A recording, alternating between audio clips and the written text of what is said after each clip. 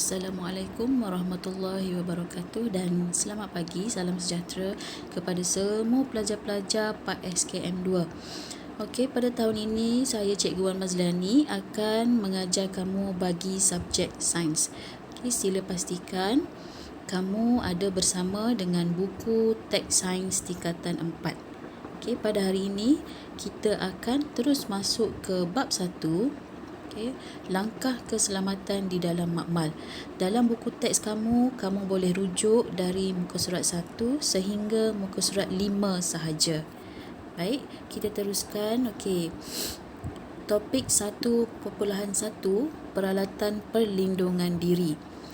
Okey, bila kita bercakap mengenai makmal, okay, kita mesti ada langkah-langkah keselamatan apabila kita berada di dalam makmal. Seperti mana yang kita tahu, okay, makmal adalah tempat untuk kita belajar, tempat untuk kita menjalankan eksperimen, penyiasatan.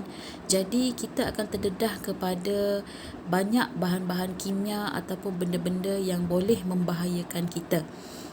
Okay, jadi untuk sebagai langkah keselamatan, kita mestilah menggunakan beberapa perkara seperti peralatan perlindungan diri, okay, untuk mengelakkan kita daripada terdedah kepada bahaya ataupun terkena apa-apa bahan kimia.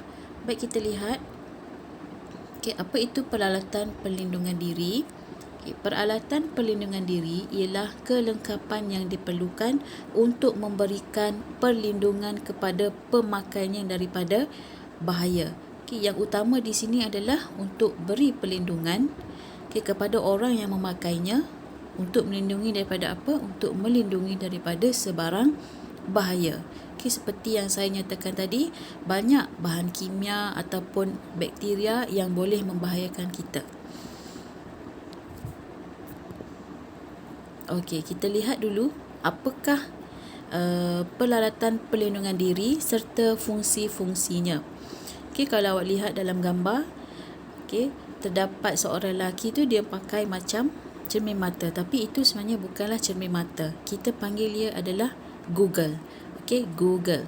Apa fungsi Google? Kita pakai di mata. Jadi fungsinya untuk melindungi mata. Okey, melindungi mata daripada terkena bahan kimia berbahaya seperti asid, bromin, amonia dan logam reaktif. Jika kita mengendalikan bahan kimia yang berbahaya, kadang-kadang benda tu boleh terpercik masuk ke mata. Jadi pakailah Google. Okey, Google boleh melindungi mata kita. Yang kedua, okey, yang tu memang awak dah kenal, semua orang kena pakai sekarang kalau keluar dari rumah, face mask, iaitu topeng muka. Okey, apa fungsi topeng muka? Yang ni mesti awak tahu kan, melindungi. Dia pakai di bahagian kita kena tutup hidung dan mulut. Jadi, ia berfungsi untuk melindungi hidung dan mulut, okay, daripada kita terhidu bahan kimia yang sengit dan mudah meruap serta debu. Jadi topeng muka ni dia berfungsi untuk lindung hidung dan mulut kita daripada masuk benda-benda yang kita terhidu yang berbahaya. Okay, kalau situasi sekarang, topeng muka ni tutup hidung dan mulut kita untuk elakkan daripada kita terkena jangkitan virus COVID-19. Okay, yang ketiga, okay, yang di tangan itu, sarung tangan. Okay, sarung tangan getah. Okay, sarung tangan ini diperbuat daripada getah. Fungsinya bila pakai di tangan, semestinya dia perlu melindungi tangan daripada bahan kimia yang berbahaya. Okay, kadang-kadang kita pegang, kita buat eksperimen, kita mesti akan menggunakan tangan. Jadi untuk melindungi tangan kita daripada terkena bahan kimia, okay, bahan kimia ni kadang-kadang dia boleh menyebabkan kulit kita melecur, luka. Jadi kita perlu pakai sarung tangan, okay, untuk melindungi tangan kita. Okay, seterusnya, kalau tadi awak tengok, okay, budak tu dia pakai macam kot warna putih, okay, yang doktor pakai tu. Jadi kot warna putih ni kita panggil lab coat ataupun baju makmal. Okay, dia memang akan labuh sampai ke paras lutut. Okay, apa fungsi dia? Okay, baju makmal ini terdiri daripada lapisan keselamatan dan mudah dibuka sekiranya berlaku kecemasan. Baju makmal penting untuk melindungi kerosakan pada pakaian. Okay, baju makmal tu sebenarnya dia melindungi kulit kita dan baju kita sekali daripada rosak. Bahan kimia Contohnya asid. Okay, asid yang pekat bila kena pada seluar, kena pada baju, baju tu boleh berlubang. Jadi untuk mengelakkan benda tu daripada berlaku, kita pakailah baju makmal. Sekurang-kurangnya bila terkena baju makmal, baju makmal tu yang akan berlubang dan baju kita selamat lah. Dan kulit kita pun akan selamat daripada terkena bahan kimia. Okay. Baju makmal ni dia bukan macam kain biasa, dia bukan macam kain t-shirt biasa, dia kain dia agak tebal. Jadi baju tu memang untuk ada ciri-ciri keselamatan dia. Okay, seterusnya apabila memasuki makmal, okay, kita tidak dibenarkan untuk memakai slipper ataupun sandal yang terbuka lah, yang nampak kaki kita. Kita mesti pakai kasut yang bertutup. Okay, kasut bertutup atau kasut keselamatan. Kenapa kita perlu pakai kasut yang bertutup? Fungsinya untuk melindungi kaki daripada tumpahan bahan kimia dan serpihan kaca. Kalau bahan kimia tu tertumpah, okay, kalau awak pakai sandal yang terbuka yang nampak kaki, dia terus direct ke atas kulit kaki. Jadi kena pakai kasut. Kalaulah berlaku tumpahan, at least dia akan tumpah dulu di atas kasut kita. Jadi ia melindungi kaki daripada terkena bahan kimia. Baik, itu adalah beberapa peralatan perlindungan diri apabila kita berada di dalam makmal, iaitu yang pertama Google, yang kedua topeng muka, yang ketiga sarung tangan, okay, yang keempat baju makmal, dan yang kelima kasut yang bertutup. Okay. Baik, seterusnya peralatan perlindungan diri yang ada dalam makmal. Okay, kalau awak masuk ke makmal, kalau awak pernah masuk ke makmal, awak boleh tengok di bahagian belakang makmal kita, okay, ada beberapa alat. Sebenarnya alat tu adalah alat untuk kita buat eksperimen yang sebenarnya dia melindungi diri kita lah. Okay, jadi yang pertama sekali, awak boleh lihat antara peralatan yang disediakan dalam makmal adalah penyiram kecemasan. Okay, yang ni saya yakin awak pernah tengok. Ia bukanlah tempat untuk mandi, shower, bukan.